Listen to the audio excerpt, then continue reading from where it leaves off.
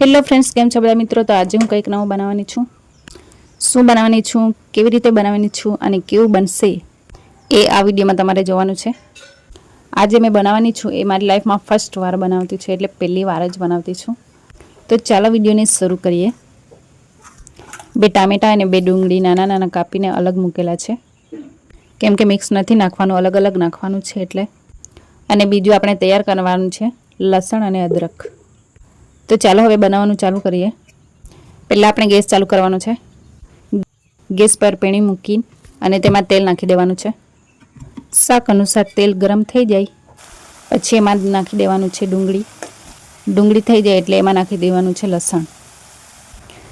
પછી એમાં નાખી દેવાનું છે ટામેટાં, મરચું, હળદર, લાલ મરચું, સ્વાદ અનુસાર મીઠું, બધું નાખીને મિક્સ કરીને 5 મિનિટ રહેવા દેવાનું છે.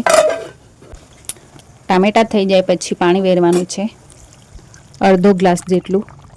પાણી ઉકળી જાય પછી એમાં નાખી દેવાનું છે આ શાક. એને મેં પહેલાં જ ધોઈને તૈયાર કરી મૂકેલું હતું, એટલે આપણે ખાલી નાખવાનું જ રહે, એટલે મેં હવે નાખી દઉં છું.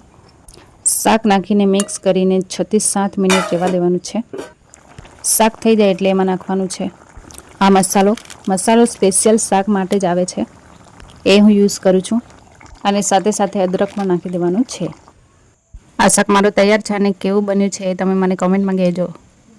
ચલો બાય બાય.